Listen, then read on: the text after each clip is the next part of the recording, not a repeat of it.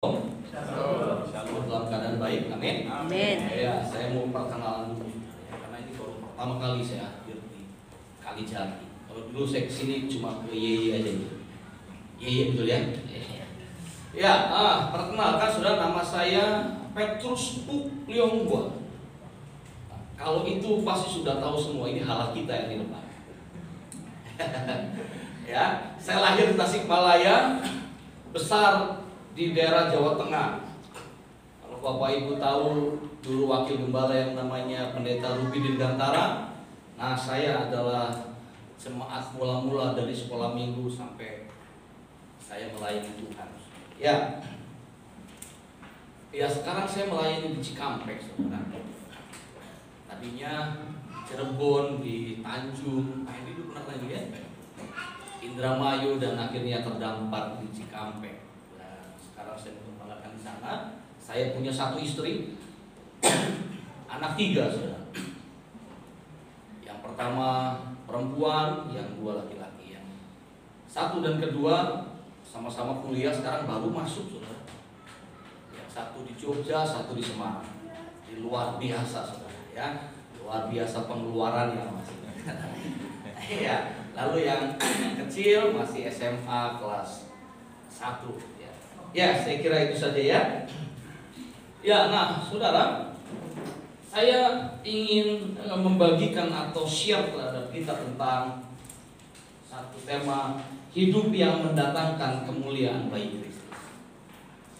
Nah, Bapak Ibu Saudara yang terkasih, saya yakin kita semua pasti sadar bahwa hidup kita nih harus jadi berkat buat banyak orang. Amin. Amin. Hidup kita nih harus jadi sesuatu. Kita punya anak saja pasti punya harapan, ya enggak? Nggak ada kita punya anak lahir udah bilang ini, ya kamu jadi apa terserah kamu lah. Yang penting saya kasih makan. Kamu mau jadi tukang beca silakan, mau jadi pilot di sini ya, belajar di terbangin helikopter boleh di sini, mau jadi apa terserah. Pasti enggak. Kita semua punya pengharapan, punya tujuan. Anak saya yang laki-laki saya kasih nama William Gavin. William itu seorang laki-laki yang gagah perkasa. Kevin itu seperti burung raja wali putih. Itu saya punya pengharapan di sana. Nah, Tuhan juga demikian, bahwa hidup kita harus mendatangkan kemuliaan bagi Tuhan. Nah, nanti sudah bisa baca dalam Filipi 1 ayat 12 sampai 27. Tapi saya nggak akan baca sekarang, lama.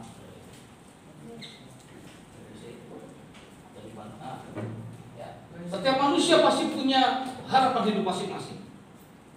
Ya, kita pasti punya cita-cita, betul nggak? Kita punya pengharapan, kita punya keinginan. Nah, harapan dan tujuan hidup kita, saudara, itu akan mempengaruhi kita. Tak boleh bantu aja. Nah, harapan dan tujuan hidupnya akan membuat apa? Setiap kita pasti akan melakukan sesuatu yang berbeda. Kalau yang kita punya anak misalnya ingin jadi polisi atau tentara, maka kita akan mengarahkan anak kita latihan badan, latihan fisik. Tinggi badannya diperhatikan, mungkin tiap hari harus renang supaya tinggi badannya bagus. Waktu yang kita pergunakan berbeda. Seorang atlet dengan kita berolahraga pasti berbeda. Kita olahraga kalau ada maunya.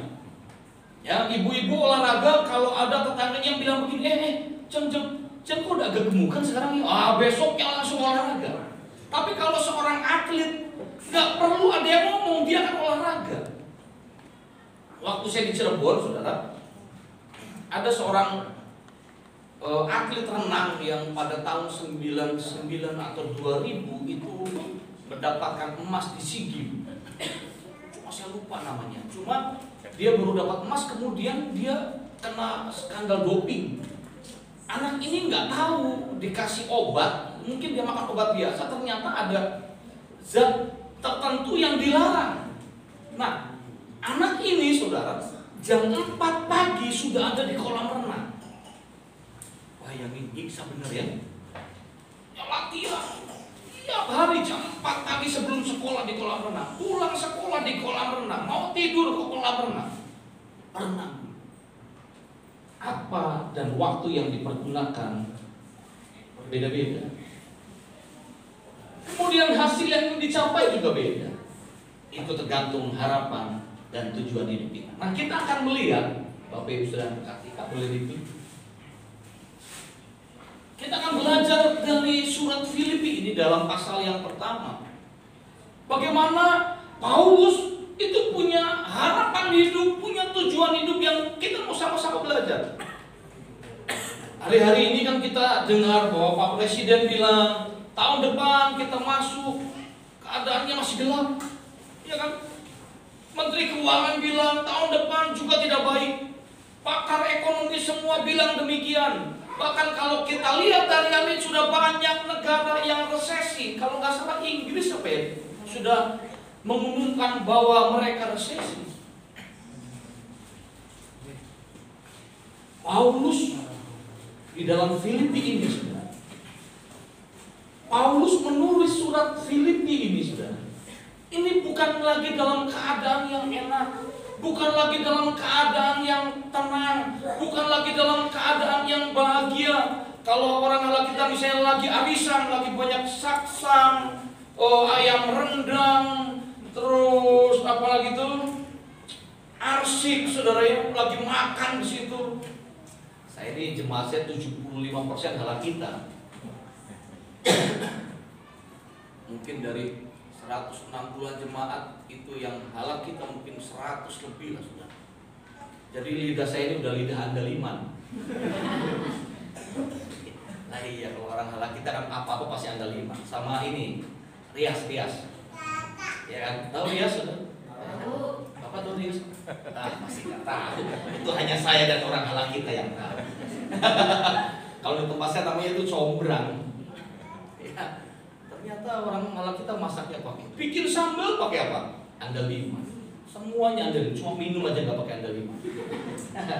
Ya, sampai di mana tadi? Andaliman. Nah, Paulus tulis surat itu dalam keadaan yang tidak baik, lagi di penjara. Ada nggak orang di penjara ketawa-ketawa? Yang ada disiksa. Sekarang sih mending lah saudara. Sekarang mending saudara. Orang masuk penjara. Penjara tidak boleh melakukan sesuatu yang begitu kejam karena dimanusiakan juga mereka. Saya dengar terakhir makanannya pun diperbaiki. Selnya nggak boleh terlalu penuh, tetap dikasih matahari, harus dikasih luang untuk mereka mengembangkan diri dan lain sebagainya. Zaman Paulus nggak begitu. Penjara itu ditaruh di tempat yang dalam, yang gelap, lembab, dingin, mungkin panas, nggak ada AC. Ini enak saudara, tempatnya dingin, ya kan? Saudara nyaman beribadah, betul? Di tempat kami saudara panasnya minta ampun. Pak Hendy udah pernah ngerasain. Kita nggak pakai AC, saudara. Pakai angin lubugan itu, saudara, pakai kipas dan nggak pakai tembok begini. Jadi kita kalau Pak Hendy kemarin khotbah 1 RT dan sekalian menginjil, ya. Tapi saya bersyukur punya jemaat yang baik, saudara. Gak pernah dia bilang ini, Pak Pendeta panas. Enggak tuh. Pak Pendetanya suka ngomong sendiri malah, panas ya. Mereka nggak pernah begitu. Saya bilang begini, kalau di sini kan rasanya kita ngerasain surga ya, enak, dingin. Kita nyembah Tuhan juga enak, saudara. Kalau di tempat saya, waduh, rasanya panas. Cuma kami diingatkan, neraka lebih panas dari ini. Jadi jangan mau masuk neraka. Jadi mereka hidupnya juga pengen ke surga. Ya sama kayak kita. Nah, Paulus dalam keadaan tidak baik, tapi kita lihat di sini. Kita lihat. Ini Filipi 1:20, saya pakai terjemahan firman Allah yang hidup ya. Nanti Bapak Ibu buka di Alkitab, kok beda, wah ini pendeta sesat katanya. Ini karena saya pakai versi ini. Karena hasrat ya, hasrat, keinginan, tujuan dan harapan hidup saya ialah apa? Agar saya tidak melakukan sesuatu yang akan mendatangkan aib, tapi agar sementara saya mengalami berbagai cobaan di penjara ini, saya selalu siap sedia mempertahankan Kristus dengan berani, seperti yang saya lakukan dahulu, dan agar saya selalu mendatangkan apa?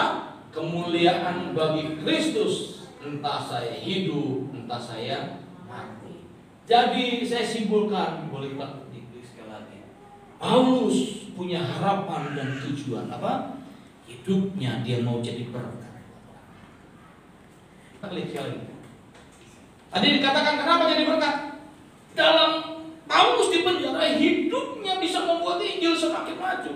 Kita dalam keadaan tidak baik, kita bisa menjadi satu dorongan besar supaya apa? Injil diberitakan. Melalui hidup kita nanti banyak orang akan dengar siapa Tuhan. Melalui apa yang kita lakukan, bukan apa yang kita omongkan. Kalau ngomong mah pintar semua saudara, betul kan? Tapi karena apa yang kita lakukan, hidup kita jadi berkat. Ada satu jemaat kita, orang halal kita juga, ribut dengan kakaknya, saudara. Ditampar dia, pulang gereja. Bayangin, saudara. Tapi saya salut, dia mau belajar. Dia mau belajar, gak membalas, tapi dia belajar. Wah, luar biasa. Kenapa? Dia mau. Injil itu bukan cuma jadi apa yang dikatakan, tapi melalui hidup kita Injil harus semakin maju. Melalui hidup kita nanti orang-orang yang ada di Kalijati mendengar nama Tuhan. Amin. Nanti banyak jiwa dimenangkan. Sudah tadi saya waktu jalan ke sini saya lihat ada satu papan pengumuman iklan dari Surya itu Surya Cipta mau bikin kawasan di sini ya. Smart Politan ya. Saya kaget waktu dengar. Amat. Saya pikir di Subang, karena waktu di tol kan dibilang di Subang. Pas saya keluar Kalijati, Kalijati, siap-siap Kalijati. Siap-siap. Di sini juga ada kawasan pergudangan kan yang lagi dijualin ya. Betul ya? Nah, saya punya teman, dia adalah kepala marketing Lipo Cikarang tadinya. Saya kenal baik, sama-sama pelayanan. Sekarang dia sudah resign dari Lipo Cikarang. Nah, kalau Bapak Ibu kenal ke Lipo Cikarang, itu ada yang namanya Cikarang Walk. Nah, dia yang buat itu. Nah, sekarang dia pegang di situ kawasan industri itu, yang disewain untuk pergudangan katanya. Jadi dia setiap hari Senin sampai Rabu ada di Kalijati. Jadi Kalijati siap-siaplah. Tuhan akan kirim jiwa-jiwa datang. Orang halak kita nanti kumpulin di tempat ini. Biar Pak Hendi ngerasain andaliman itu. Ya, hidup kita harus jadi Injil boleh semakin maju melalui apa yang kita lakukan. Terus klik. Ini. Apa yang terjadi atasku menyebabkan kemajuan Injil. Ayo, ini dengan versi yang lain. Kak, klik lagi Kak. Menurut versi firman yang hidup, segala sesuatu yang saya alami di sini menjadi dorongan besar. Dorongan besar itu punya arti apa? Ayo, klik sekali lagi. Oh ya, oke, dorongan besar lagi. Jadi apa yang kita lakukan, orang tertarik. Nih, ayo, hidup kita harus jadi teladan. Jangan teladan yang buruk. Kalau teladan yang buruk itu gampang, tapi jadi teladan yang baik. Supaya apa? Injil tadi boleh semakin maju. Ayo terus Kak. Nih. Saya suka dengan firman Allah yang hidup. Tirulah apa? Pola hidup saya. Dan perhatikanlah siapa lagi yang hidup menurut teladan saya. Pola hidup kita harus jadi teladan. Pagi-pagi bukan ngegosip, tapi kita memuji menyembah Tuhan. Kita baca Alkitab. Kalau di sana ibu-ibu tuh ada namanya bacaan Alkitab tiap hari. Jadi tiap hari itu ditulis nih, ada yang khusus nulisin. Ibu ini sudah. Nanti ganti-gantian. 1 tahun selesai baca. 1 tahun selesai baca. Ya, itu pola yang baik. Jangan, saya suka bilang ini macam-macam.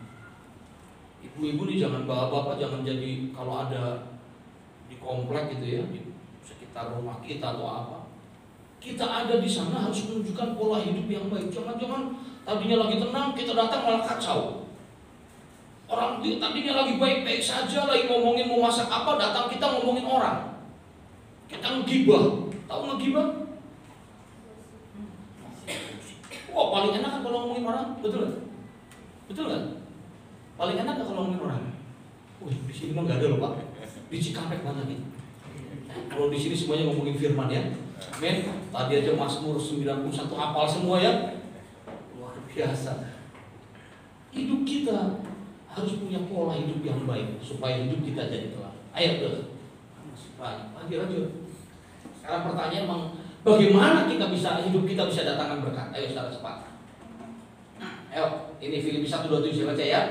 Hanya hendaklah hidupmu berpadanan dengan Injil Kristus supaya apabila aku datang aku melihat dan apabila aku tidak datang aku mendengar bahwa kamu teguh berdiri dalam satu roh satu jiwa berjuang untuk iman yang timbul dari berita Injil.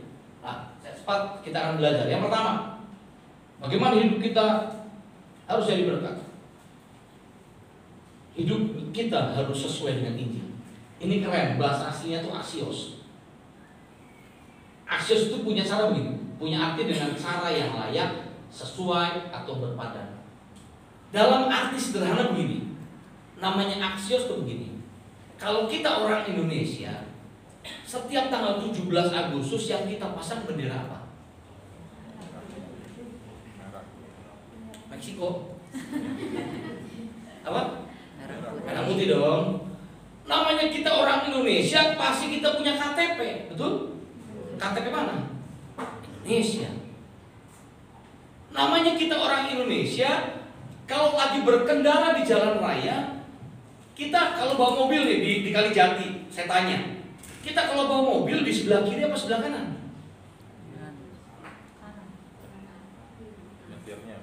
Iya, kalau bawa mobil nyetir maksudnya. Kita pakai motor lah. Kita mau ke pasar nih, keluar dari rumah. Kita naik motor di jalan raya di sebelah kiri apa sebelah kanan? Kenapa?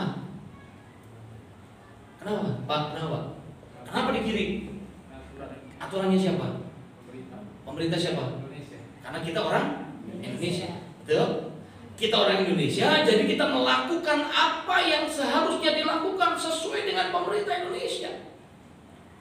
Kemudian Pak Henry ini dapat berkat jalan-jalan di Eropa 2 minggu.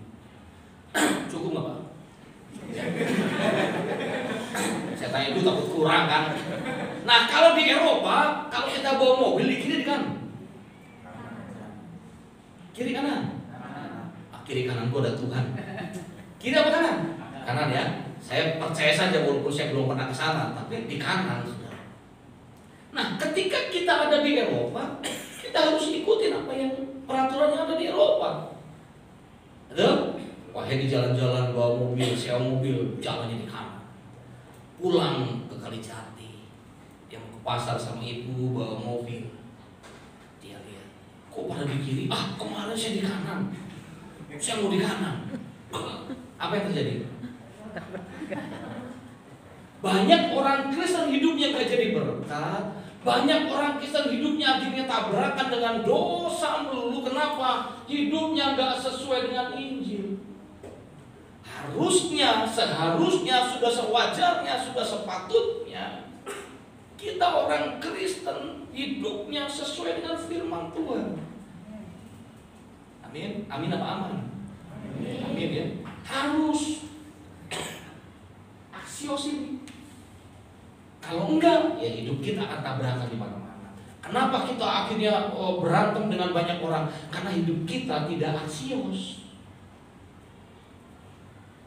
Kenapa kita punya banyak musuh? Karena kita nggak aksios. Kalau kita melakukan firman, maka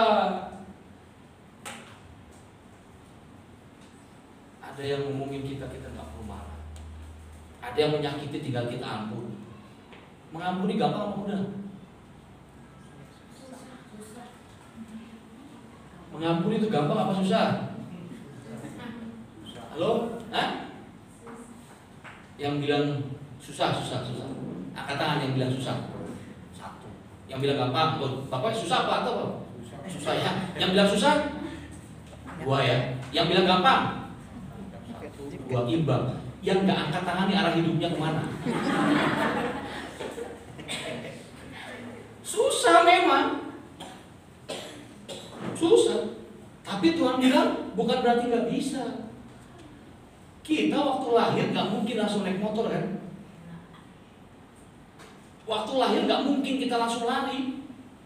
Belajar merangkak dulu. Kalau di Cilacap saudara, itu saya ada namanya anak-anak baru lahir sudah besar tuh mulai gong-anggong, tahu nggak itu gong-anggong?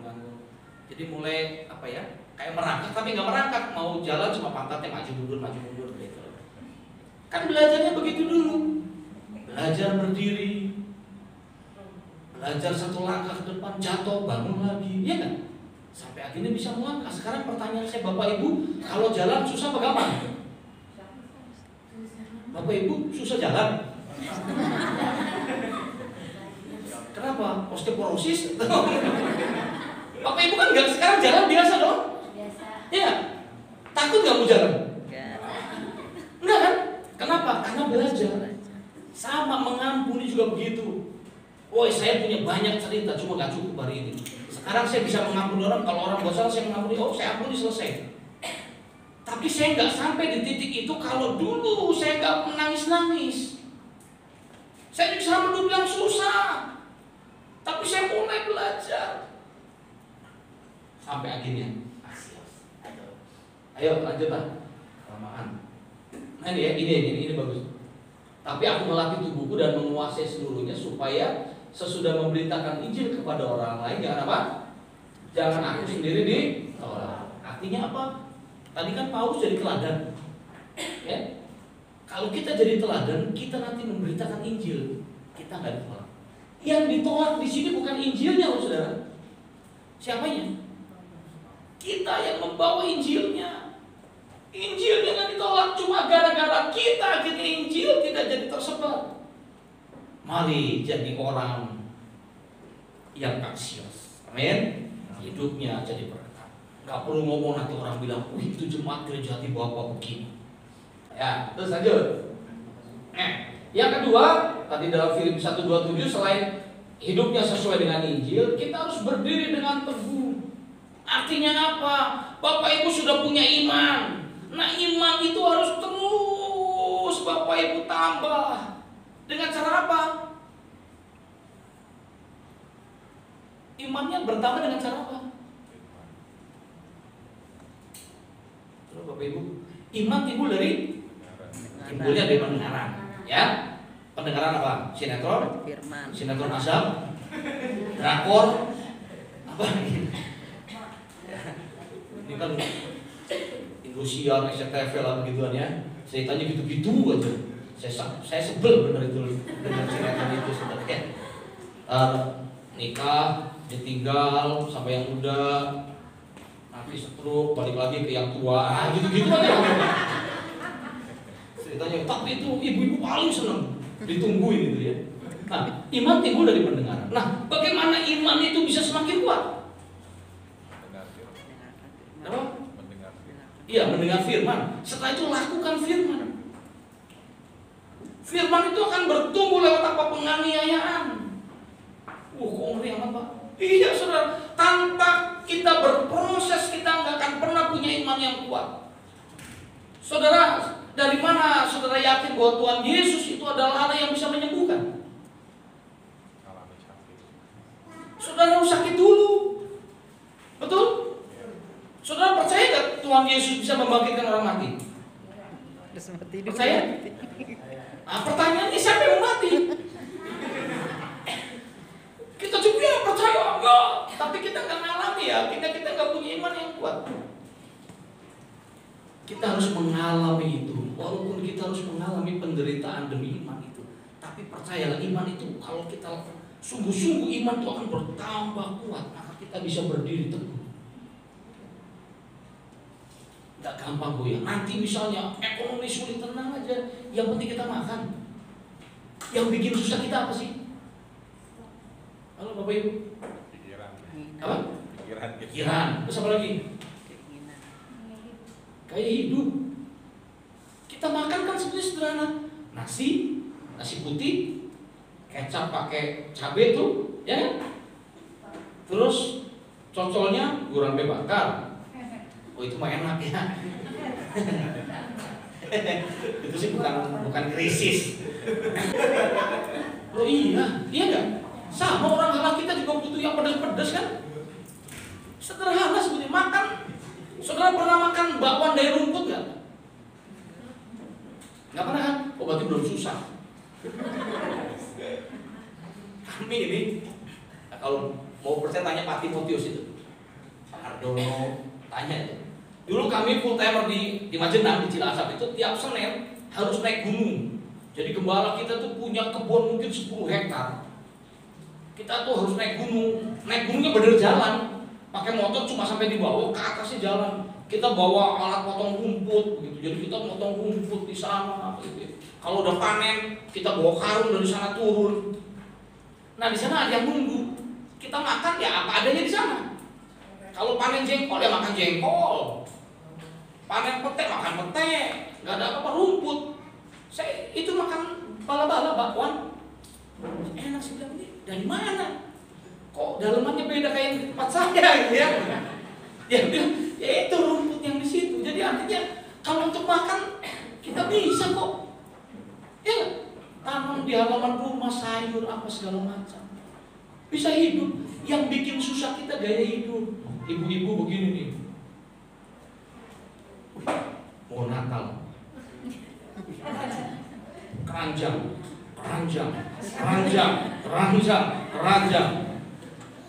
Yang bayar bapak. Yang bikin susah kan itu. Lihat tetangganya TV-nya ganti, bilang suaminya, Pak, ganti dong. TV kita kalah sama dia.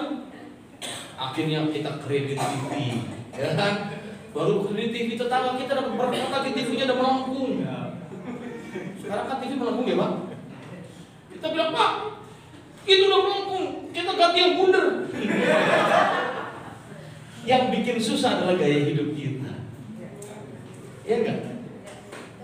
Kalau kita mau apa adanya makan ya tadi saya bilang apa nasi putih, tempe sama kecap, enak. Sudah tahu apa yang buat saya senang? Saya tuh senang makan. Saya tuh orangnya senang makan.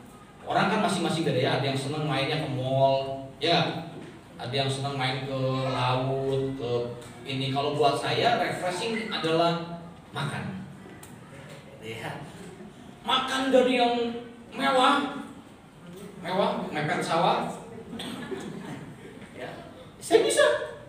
Tapi sampai makan yang paling bawah, saya pun menikmati. Saya dulu waktu pelayanan di Tanjung, apa makanan saya? Pak ini pernah ke Tanjung kan? Oh belum ya? Oh nanti ke Tanjung lah. Di sebelah Tanjung itu ada tukang bakso. Ibu Marsi itu yang tahu perjalanan hidup saya. Sekali waktu saya pernah ke sana gitu, Om Petrus, waduh ingat Bien. Tahu bahasa itu, bahasa Ibrani. Ingat zaman dulu makannya cuma sama terong, sama tahu. Nah, jadi saya bisa menikmati. Saya tuh paling senang kalau makan warteg, saudara. Dan buat saya warteg yang paling nikmat adalah warteg yang jorok. Kalau wartegnya sudah mewah, saya nggak mau datang karena mahal. Jadi ayo berdiri teguh, ya. Seringkali yang membuat hidup kita, iman kita goyah itu karena keinginan kita. Kuasai itu. Amin. Lebih kita berdiri teguh dengan iman. Mau zaman susah kayak pun nggak masalah. Saya punya Tuhan yang hidup. Mungkin saat ini penyakit itu belum selesai, percaya Tuhan Yesus pasti sembuhkan. Saya ini dulu didiagnosa dokter, saya tuh nggak bisa nengok. Jadi saya lupa di ruas tulang keberapa di tulang leher saya ada pengapuran. Jadi tiba-tiba ada seperti cakil begini, dan itu nusuk ke saraf. Dulu saya kalau nengok begini, dan sakitnya tuh sampai sini. Waduh sakit. Saya tanya dok gimana dok? Fisioterapi lah. Saya tanya, sembuh dok? Enggak. Kamu bersahabat dengan penyakit. Saya kalau bersahabat sama Pak Henry enak sudah. Kemarin datang ke rumah juga ngasih mangga. Ini bersahabat sama penyakit. Enggak. Saya bilang saya punya Tuhan yang hidup. Tiap hari istri saya doain. Oleh biru-biru Tuhan Yesus kau sembuh.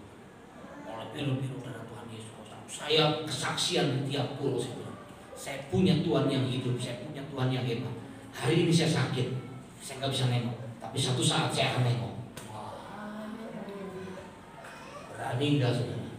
Makanya berdiri teguh. Sekarang saya nengok. Bebas. Betul? makanya punya iman yang kita harus berdiri teguh. Nah yang terakhir, ini keren. Yang terakhir. Terus, nah tadi di dalam Filipi 1:27 dibilang berjuanglah, ada kata-kata berjuanglah. Nah, berjuanglah itu dalam bahasa aslinya adalah sunakleo. Sunakleo itu punya arti bekerja sama. Jadi luar biasanya Tuhan kita, saudara. Dia nggak pernah suruh kita misalnya, ayo pergi beritakan Injil. Dan kemudian Tuhan cuma suruh pergi, Tuhan gak kasih persiapan apa-apa, Tuhan gak kasih amunisi, Tuhan gak kasih perlindungan, Tuhan gak kasih perlengkapan. Tuhan suruh kita bekerja sama. Dengan siapa? Dengan para kletos. Jadi ketika hidup kita mau jadi kesaksian, hidup kita mau jadi berkat, hidup kita mulai sesuai dengan firman Tuhan, kita mulai berdiri teguh dengan iman yang kuat. Walaupun iman itu pasti nanti akan ada cobaan, tantangan, godaan, kita harus berdiri teguh. Jangan jual imanmu gara-gara Indomie, gara-gara beras. Apalagi anak-anak muda. Di sini ada yang belum nikah? Yang belum nikah? Udah nikah semua? Ini yang cowok-cowok semua yang belum nikah, yang cewek-ceweknya nggak ada. Datang ke Cikampek, banyak itu sana. Kita mau melakukan firman Tuhan, iman kita teguh, tantangan, godaan, rintangan kita tetap punya iman. Kenapa? Tenang, kita punya Roh Kudus. Tuhan bilang ayo kerjasama, jangan ditinggalin. Berapa banyak kita begini, ketika kita mau berbuat dosa, Roh Kudus sudah ingetin, jangan dosa loh. Pertanyaan saya ketika ada Roh Kudus ngomong, kita terusin bikin dosa, apa kita tinggalin dosa? Jawab dalam hati. Seringkali kita tinggalkan Roh Kudus. Ayo kerja sama Roh Kudus. Nanti kita lihat hidup kita akan jadi berkat buat orang lain. Injil akan diberitakan bukan karena apa yang kita katakan, tapi apa yang kita lakukan. Amin. Saya tutup dengan kesaksian. Mungkin Bapak Ibu ada yang baru, yang sudah tahu. Satu kali ada banjir datang, saudara, di satu perumahan. Banjir hari pertama sudah sampai dan penuh. Banyak orang mengungsi sudah. Hujan nggak berhenti. Lalu tim SAR keliling perumahan, dibilang, Bapak Ibu keluar semua. Ini banjir nggak akan surut. Sampai 1 minggu ini banjir akan terus tinggi. Di sana ada seorang ibu yang takut Tuhan. Kerjaannya tiap hari cuma doa, muji, menyembah Tuhan, baca Alkitab. Satu hari mungkin 40 pasal. Di sini ada yang baca sehari 40 pasal enggak? Di Cikampek ada loh. Ada, betul. Betul Pak, saya juga kaget. Ibu ini ngasih tahu, ayo kamu harus baca Alkitab 40 hari 1 pasal. Saya nggak ngerti kapan nyucinya gitu ya. Nyuci harus masak, harus ngepel gitu ya. Tapi emang ada dia lakukan. Saya salut lah. Ibu itu sekarang lagi belajar Alkitab. Nah, orang sana bilang ini, Ibu ayo keluar, nanti banjir gak akan surut. Dia bilang, oh tenang, saya punya Tuhan pasti akan tolong. Akhirnya tim SAR pulang. Besoknya sudah sampai seleher, sudah dicari lagi ibu ini. Bu ayo cepat naik ke perahu, kita ke tempat yang aman. Dia bilang, oh Tuhan Yesus baik, sungguh amat baik. Dia percaya Tuhan Yesus pasti tolong. Mungkin nyanyi, waktu Yesus tolong saya. Akhirnya pulang tim SAR. Besoknya hari ketiga ibu itu sudah ada di atap rumah, lagi baca Alkitab.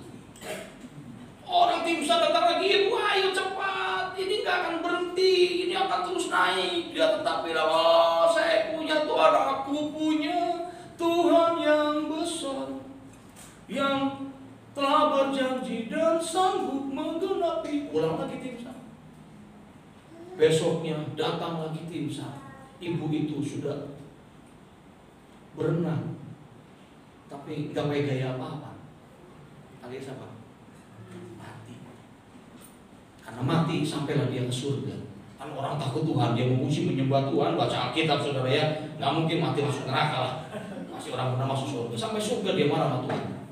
Tuhan Yesus, aku baru tahu ternyata kamu jahat. Tuhan kaget. Kenapa? Saya